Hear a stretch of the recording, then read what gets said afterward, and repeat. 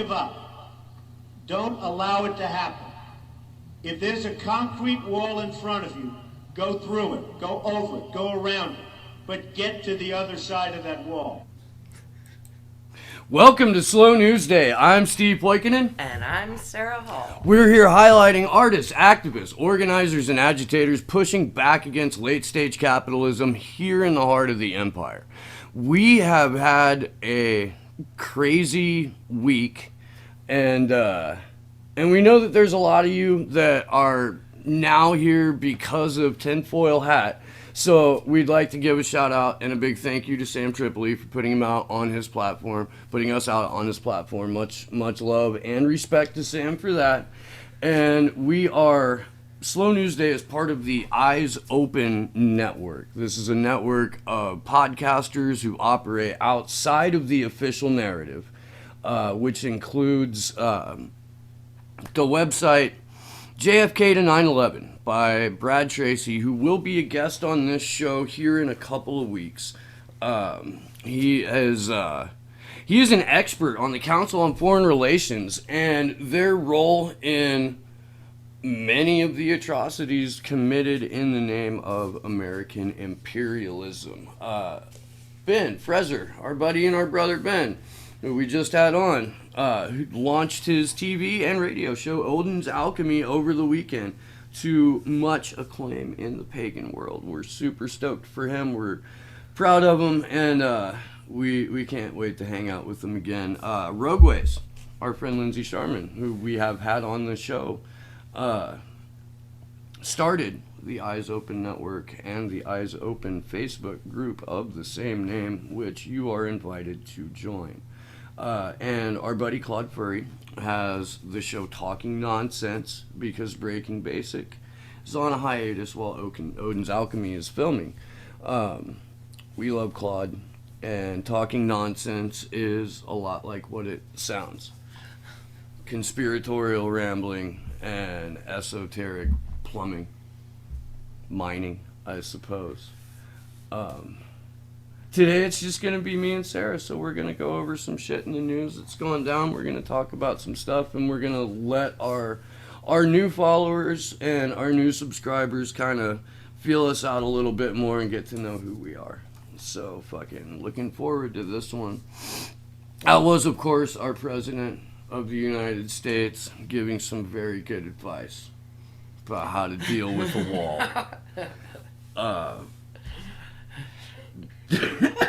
2004, circa. Yeah. So it's been on his mind for a while. Been thinking about how to deal with this shit, you know. That's just great. The one of the axioms over the last few years has been that for every new Trump tweet or statement or position, there is a pre-existing tweet or condition. Statement or film pre-existing condition. No, not covered in Trump care. But yeah, there's a pre-existing video clip or tweet or something that contradicts what's being said. Although I'm sure that's true for most politicians, it's just particularly funny when it's Donnie Johns. Fuck. Man, Tulsi Gabbard just announced that she's going to run for president. I saw that yesterday. I was wondering if you switched up the notes. Of course you did. Well, that's the only addition that I have, really. How do you feel about Tulsi Gabbard? I know that, in days of old, I just would have said, yay, there's somebody that looks a little different from the norm. And wow, here she comes with a breath of fresh air, talking all that stuff you really want to hear. But these days, I know that, I've always known to a certain extent, but it's just been in the last couple of months, I think, I've come into rabid evolution of just going, wow, this whole thing is rotten all the way through to the core and it stinks to high heaven. Yeah. And Fuck yeah. I want to be lulled, though, when I see things that look really different, you know? And I think a lot of America, well, I don't know. I mean, you're absolutely right on. I think that there's a lot of people that are so inundated by this 24-hour fucking onslaught of propaganda and this, the orange man bad rhetoric, and then the fucking Nancy Pelosi is ultra pinko commie fucking, and she's gonna take away your guns and fucking, which, given the opportunity, she probably would. But the divisive rhetoric is so overwhelming that people just want it to fucking stop. And that's part of the intention of having 24-hour cable news and having your phone in front of you at all times. That's part of the plan behind it, to just saturate you with this propaganda 24/7, so that that's how you operate. You have now been programmed to respond in certain ways to certain words, and people make light of trigger warnings, or oh, you got fucking triggered, you goddamn snowflake. Well, that's part of the fucking programming too, is keywords, words that fucking trigger automatic responses in people. You walk into Genesis right now, into the coffee shop, and you say Donald Trump. Watch how programmed people have been to react a certain way by hearing those words. Or, by the same token, you walk into... I don't say his name, by the way. Really? No. He's a Voldemort to you? 45, I'm just kind of 45? out of laziness, I suppose. Okay. Yeah. Okay. What did you call Obama? Bammer. Bammer? All right.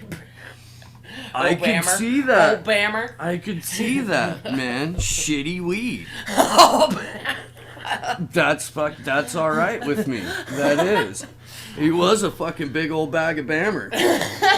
Somebody sold you his nuggets. Hey, Brown. Yeah.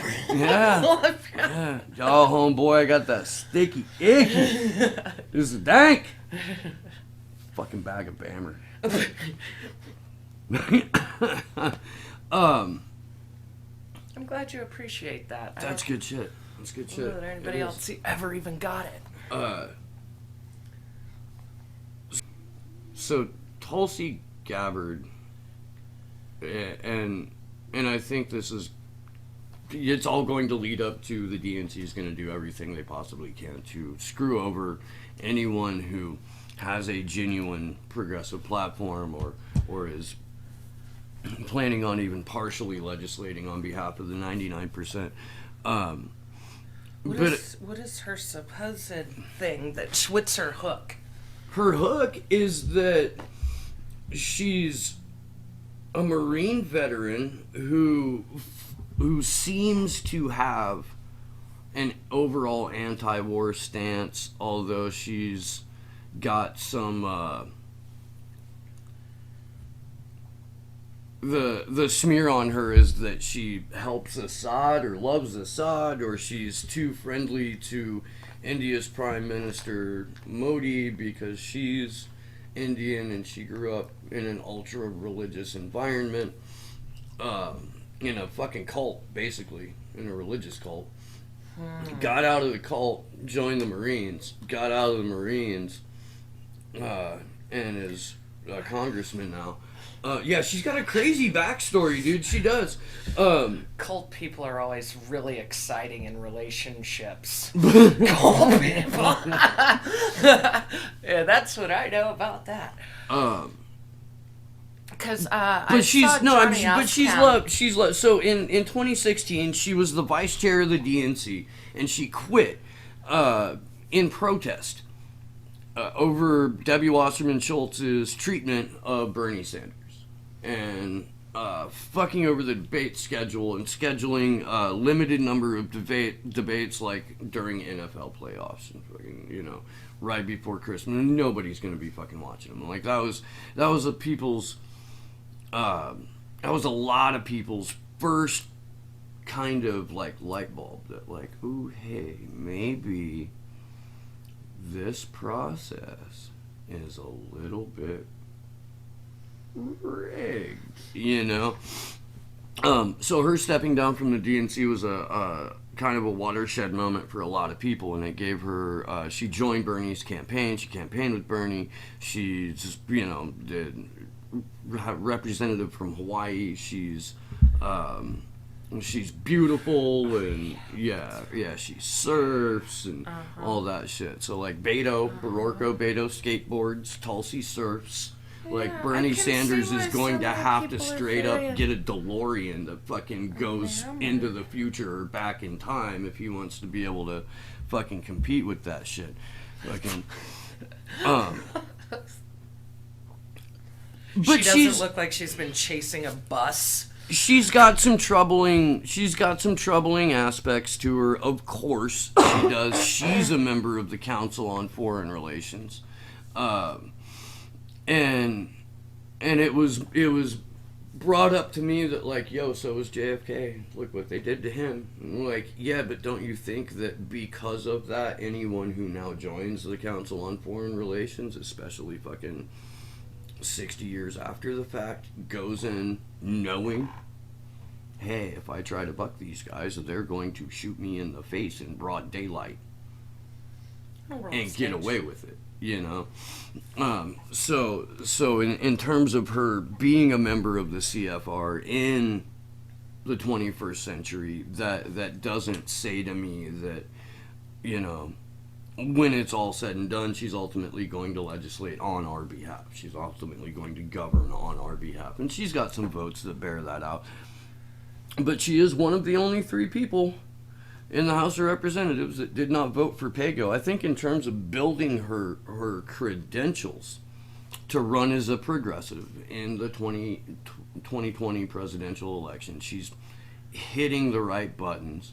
What's funny is that she wins at identity politics bingo too, but because she is ostensibly anti-war and is ostensibly a progressive, nobody in the middle likes her. She is not, you know, she's an enemy to the centrists, and it's going to be weird to watch her if they even let her on the same debate stage as Elizabeth Warren or Kamala Harris.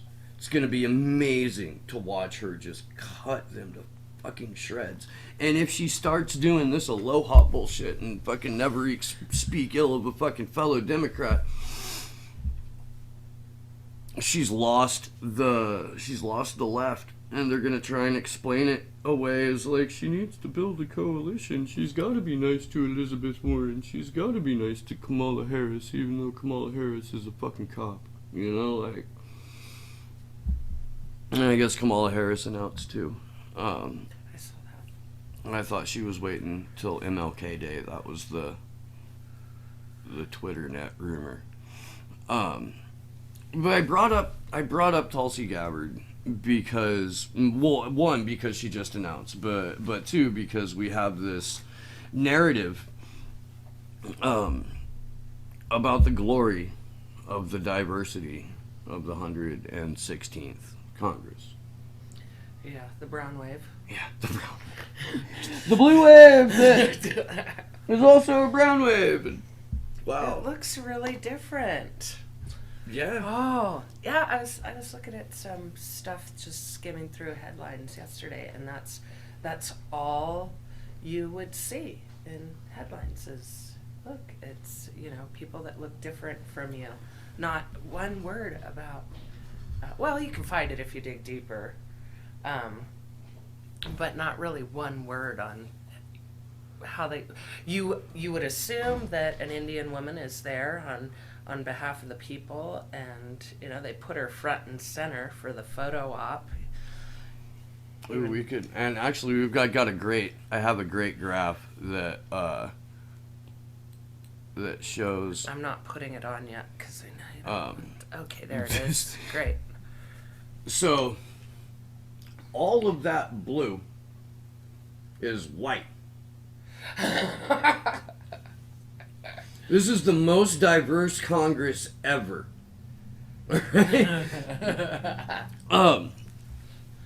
Here's the thing, and this is why you only see the narrative in the media that it's the most diverse ever, and we're focusing on diversity, is because none of these people, men to women, are voting for the 99%. They all look different. They have different names. You know, some of them even have downright funny sounding. 2 people got sworn in on the Quran. Oh my God, they got sworn in on the Quran. But they're all bought and paid for by the same motherfuckers. It's the exact same votes happening along the exact same party lines, and it's fucking it's the exact same money controlling everyone. So it doesn't matter that it looks like a fucking university campus's cover brochure where they have to have a diversity shoot on the cover of it, because when you find out that it's just Asians, or it's just white people, or it's just black people in a white college because it's a sports college, because that shit fucking happens. Yeah. Like, it's ridiculous. My mom taught at a small university in Indiana, and it was a private university, a church university. And they had the diversity shoot for their album, for their promotional material every year. My mom taught there. I know how many people of color went to that school. It was the number of people on the brochure. Like, they're pulling the janitorial staff to get black people. Like, I'm not kidding, dude. I'm not. It was fucked up. I will say this for that school, though. They had a mixed race baseball team in the 60s when that was not a cool thing to do. My dad was on that team, and he used to tell me stories about it, and fucking, like, they almost had a bunch of really bad shit go down. They had some bad shit go down. They had to fucking haul ass out of town. They had to find, like, the one decent cop in the county to provide them an escort out. Like, yeah. But yeah, just not exactly diverse, No. But back to the point about the Congress. This shit sells. It sure does. It gets people under the influence of some, hope for change. High on hope. Yeah. I still want to go back. Like, it's like a beat dog, Where else do you go? Look, it does look different. Is there a possibility? Well, so, and again, that's what the identity DNC politics. That's what the DNC is counting on. That's what their fucking corporate masters are counting on. Since it's the same fucking people running the show. Criminally insane thugs. Yeah. With hoarding disease. For money and power. It's true. Criminally insane thugs. It's true. If they were collecting anything else, we would straight up call them hoarders. Maniacs. Yeah, it is. It's like I've kind of likened it to a hoarding disease. Like, in the last couple of years, I'm like, is this that thing where in your brain it's just broken, and it's the only thing you can think about, and it's just hoarding on another level. You're not wrong. It's like a mental illness. There are studies done that show a correlation between having sociopathic tendencies and being a successful business. Oh, absolutely. And that the qualities that people look for most in business management are also the things that make up a narcissistic sociopath. Nice people don't show up to do that job. Right.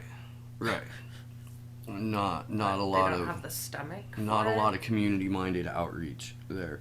Not everybody. But those are the people. Those fucking sociopaths are the people that rent congressmen. They're making our decisions, and then propaganda factory that it is the Washington Post has articles like this one, if you want to, that are pushing this narrative that having the most diverse Congress ever will affect more than just legislation. And I don't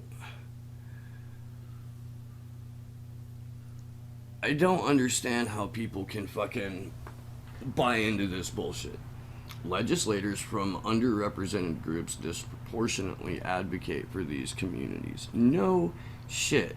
That's a mealy-mouthed nothing statement. I don't know why they're okay.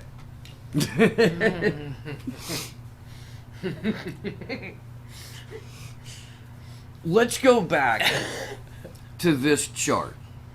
Let's go back to the how many men and how many women are in Congress right now. And this is the most diverse ever.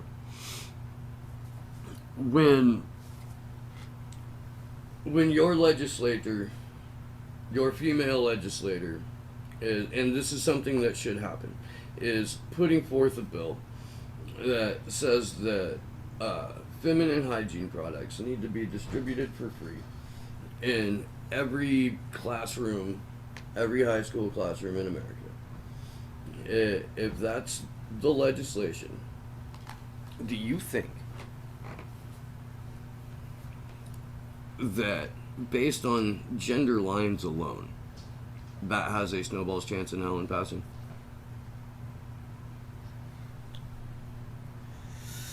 Who's got the contract? Probably not Halliburton or General Dynamics. Okay, so it's a no.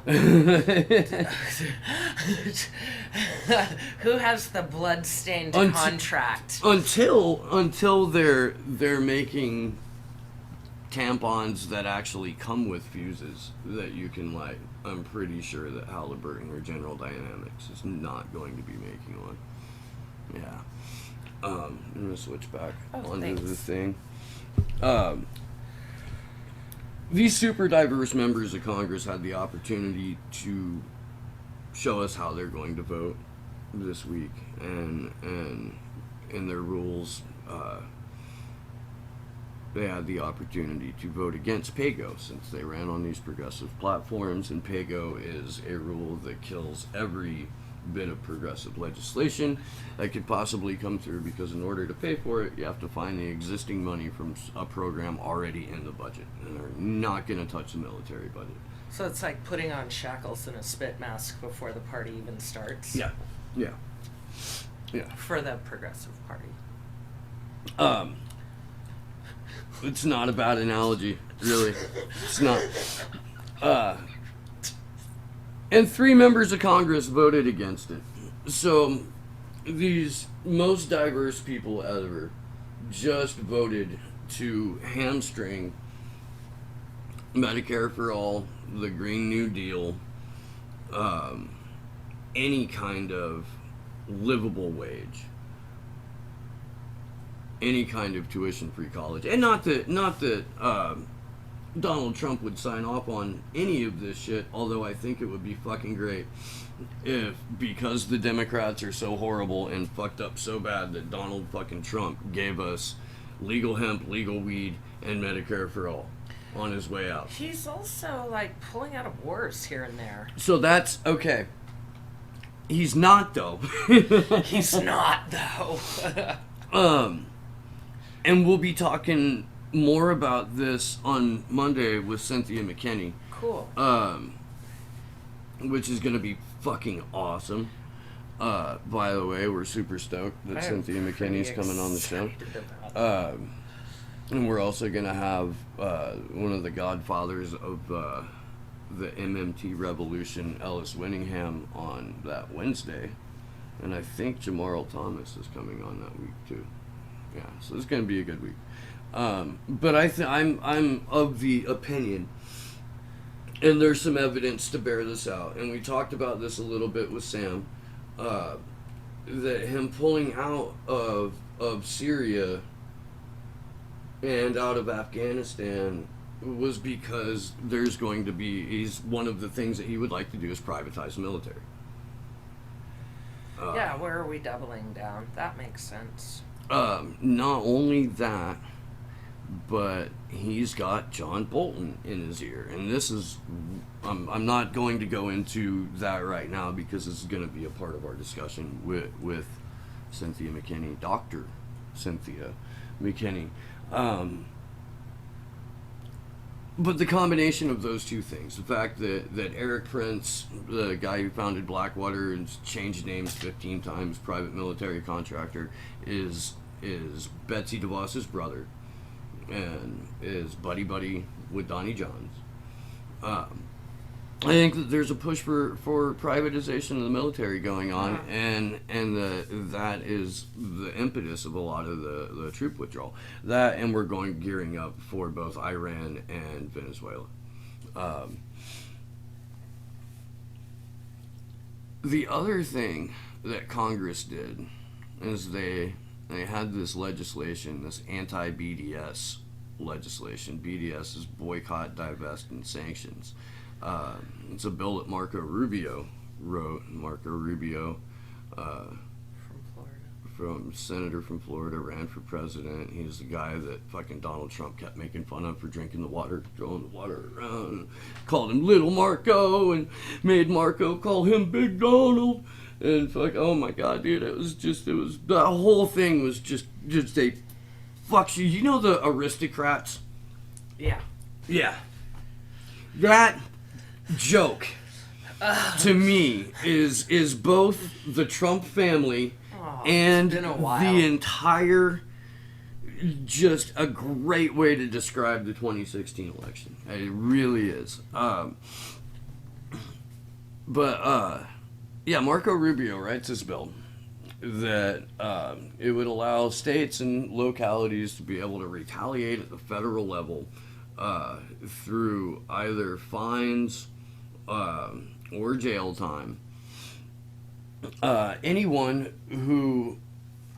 business who got involved with a boycott of Israel or pulling money out of Israeli banks or Israeli-friendly banks, or any country that had imposed sanctions on Israel, and this is a reaction to, and the bill states it.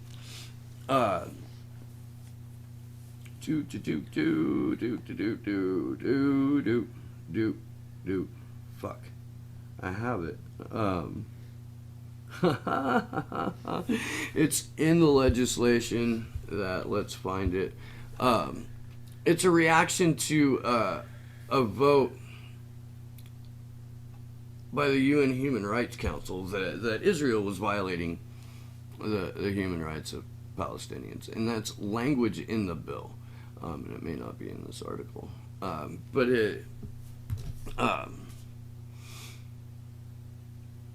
Israel's an apartheid state.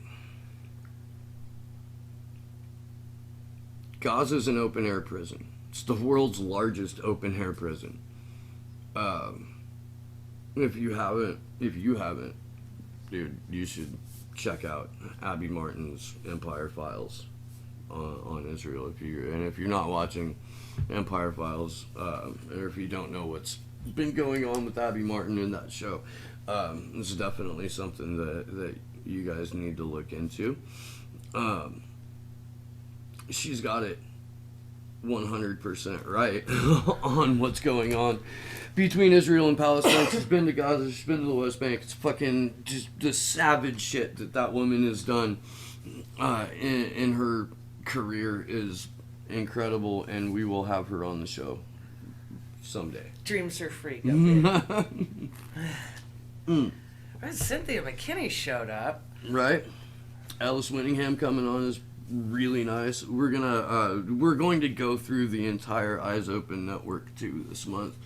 So we'll have Brad on. We had Ben on. We'll have Lindsay back on, or we'll go on her show and put it out as a swap cast for you guys.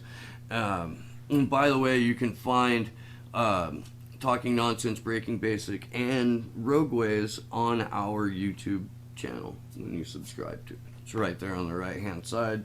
And you can go right and find those guys and see what they're up to. They're all doing different stuff, and it is all incredible. I want to get more into this this BDS thing, though, because it was criminalizing speech against Israel.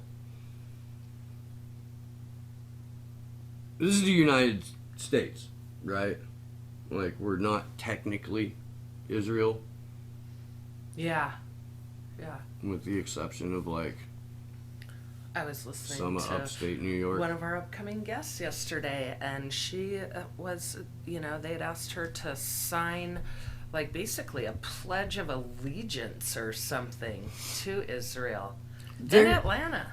There's 26 different states that have anti-BDS measures already on the books. And there was just a thing where a Muslim woman in Texas got fired for not signing a loyalty pledge to Israel. And what you're talking about, like, she was talking about that years ago. Like, this is just a thing, like you back know? in 2005, I think. And if there's more than half the states that already have these measures on the books, then yeah, dude, absolutely. The movement itself was started in 2005, the BDS movement. And what it was Palestinians got together and they wanted to reach out to businesses in other countries to be like, hey, gross violation of human rights. Here they're using, women and kids as target practice. Like, this ain't fucking cool. We throw some rocks, they order a missile strike. Like,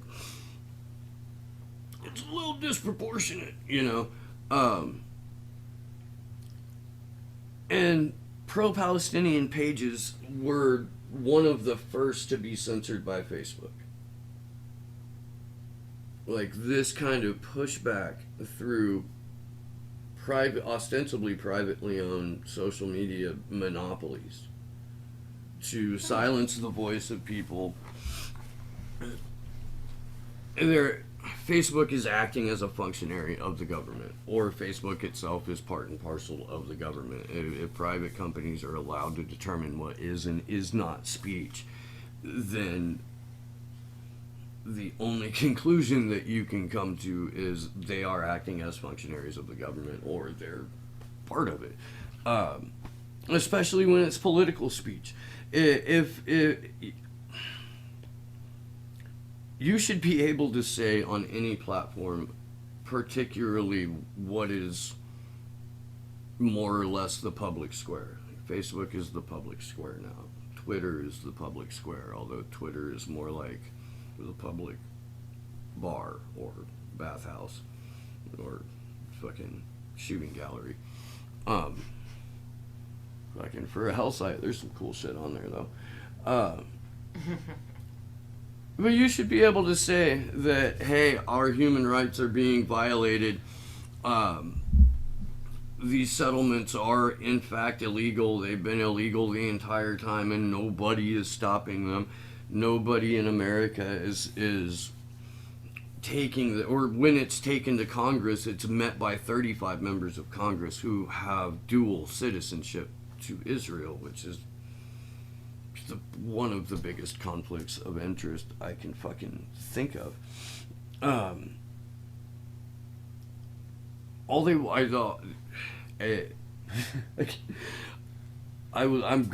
We're going to do a whole show about Palestine and about Israel's treatment of Palestinians historically before too long here.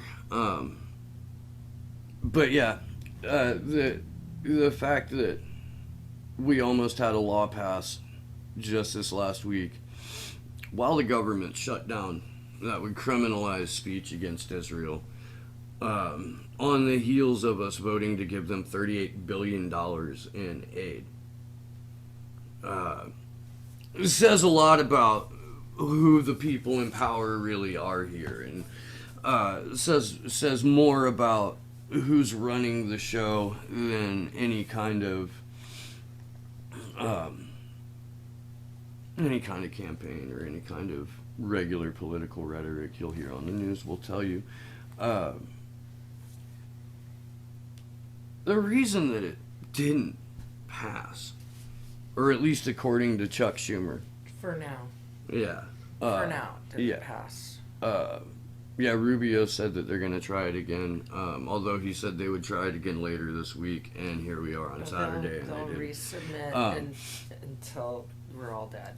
But Chuck Schumer, or as Jimmy Dore likes to call him, Chucky the Shoom, Chuck Schumer said that the government shutdown is the reason for opposing the anti-BDS legislation.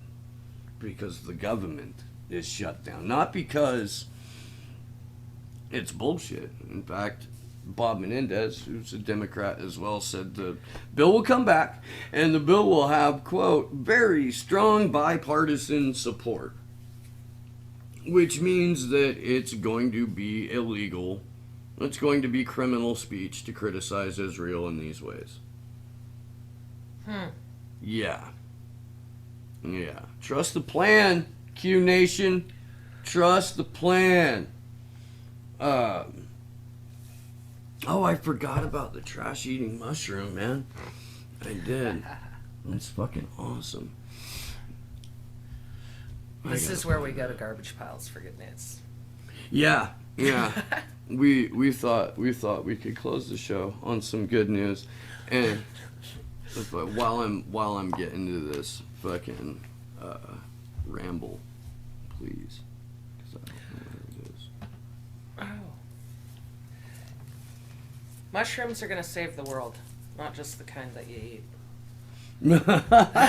Although Colorado's gonna have a bill that would recreationally legalize psychedelic mushrooms. All right. And California is supposed to have that on the ballot. That's supposed to be a ballot measure. I think this year.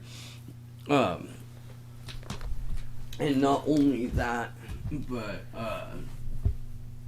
MAPS is pushing for legislation that would legalize MDMA, or at least medically legalize MDMA. That seems like we're really headed in the right direction with legalization. Well, some people are. Until you get a bill like 64. That's what they pass it on. So they found this thing in Pakistan. I like recycling and things that